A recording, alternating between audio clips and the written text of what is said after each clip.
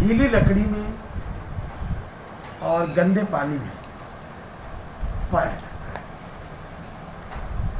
सामान्य तौर पर हम लोग उन मरीजों का जिनको अनियंत्रित मधुमेह रहता था और लंबे समय तक ऐसा रहता था और उनमें जब इम्यूनिटी बहुत कमज़ोर हो जाती, ऐसे मरीजों में यह इन्फेक्शन देखने को मिलता था और बहुत कॉमन बीमारी नहीं थी। परंतु अभी एकाएक जो दूसरी लहर आई कोविड की, उसमें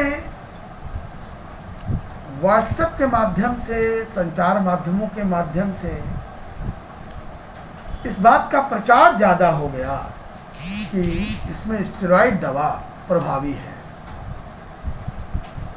तो ज़्यादातर चिकित्सकों ने बिना ये समझे हुए कि स्टेरॉइड दवा कब देनी है, कहाँ देनी है, कितनी देनी है, इस दवा का व्यापक प्रयोग किया गया।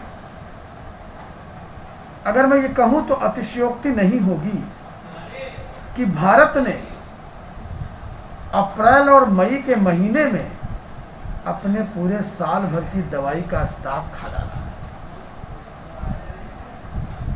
ऐसा क्यों हो गया, बड़ा कठिन है बता पाना, लेकिन कुछ ज़्यादा प्रचार हो गया। तो कुछ मरीजों ने तो डॉक्टरों से पूछ के दवा खाई, कुछ ने केवल अपने पड़ोसियों से पूछ के खा ली, कुछ ने व्हाट्सएप देख के खा ली, कुछ ने विभिन्न संचार माध्यमों से खा ली। हर मरीज ने कोविड में स्टेरॉइड खाना शुरू कर दिया बिना ये जाने कब देना है, कितना देना है, कहाँ देना है, कब तक देना है।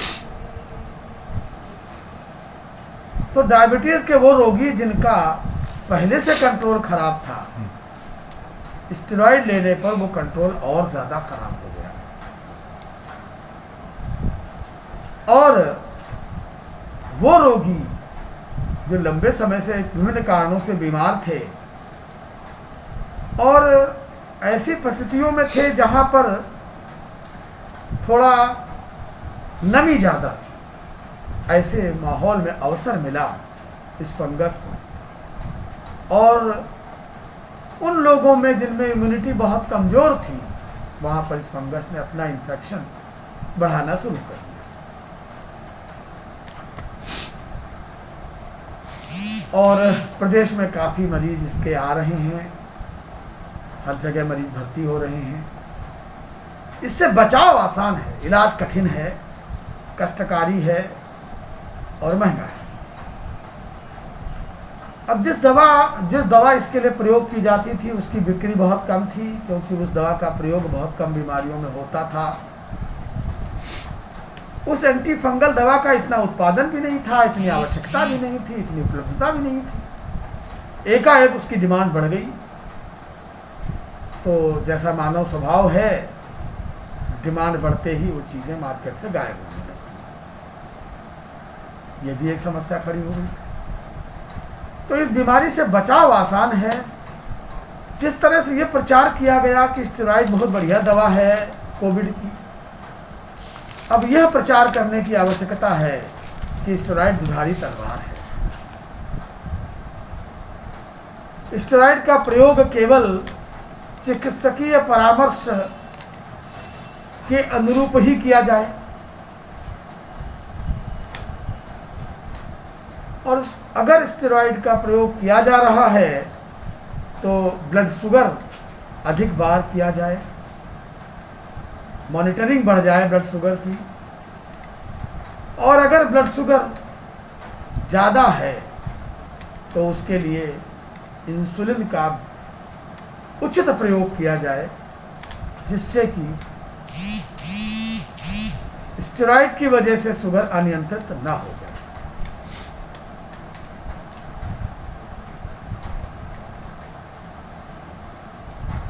इन तरीकों से हम ब्लैक फंगस इन्फेक्शन से बचाव कर सकते हैं।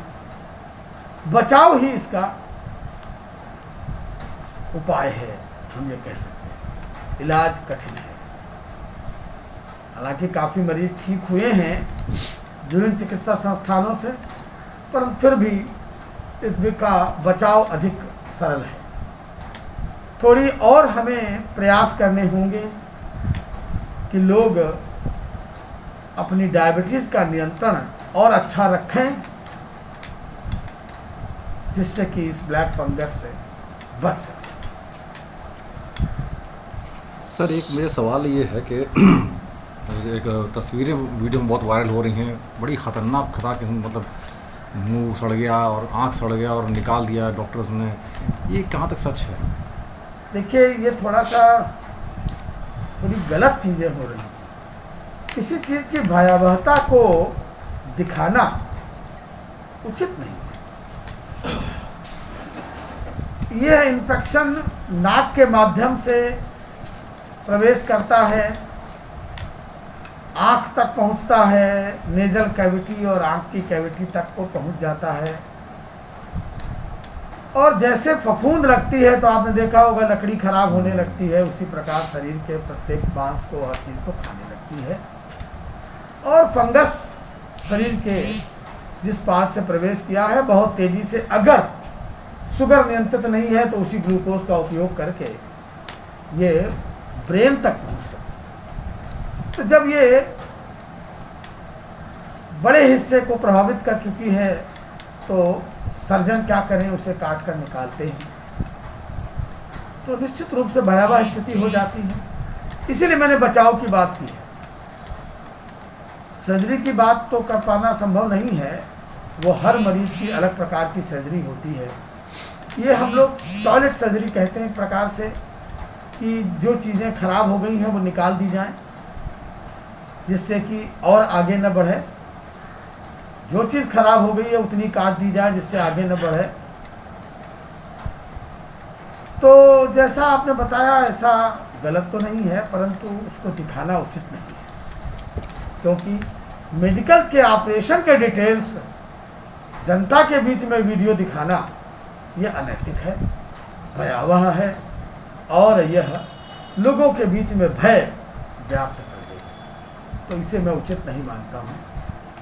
उन्हें बचाव के तरीके ज़्यादा बताने हैं, इलाज के तरीके ज़्यादा बताने की आवश्यकता नहीं है, क्योंकि उसमें फिर गलती होती है।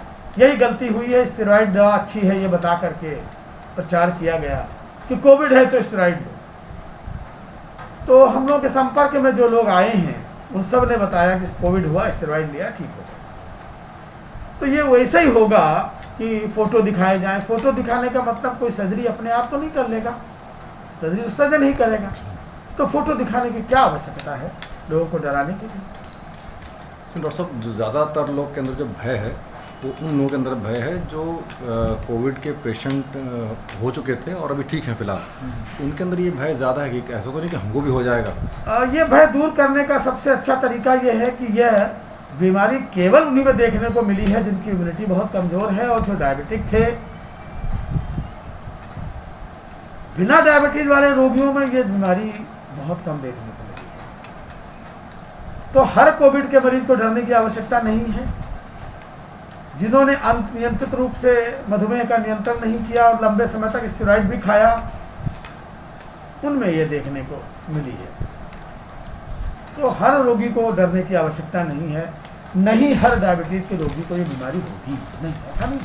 मतलब अगर डायबिटीज़ कंट्रोल है तो वो निश्चिंत नहीं, बिल्कुल नहीं होगा। बिल्कुल नहीं होगा। खाने पीने की कोई चीज़ें खाने से इसका संबंध नहीं है, फिर भी सफाई से संबंध है। उस कमरे में जहाँ लकड़ी सड़ी हो, आर्द्रता ज़्यादा हो, नमी ज़्यादा हो, वेंटिलेशन कम हो, सीलन वगैरह, लंबे समय तक उस कमरे में पड़े हैं, सफाई पर ध्यान नहीं दे रहे हैं, उसी में सामान पड़ा है लकड़ी का सड़ा हुआ, यानी हम उस फंगस को फैलने के लिए अगर हम सब चीज़ें मुहैया करा रहे हैं तो वो संपर्क में हमारे आ सकते हैं। ठीक।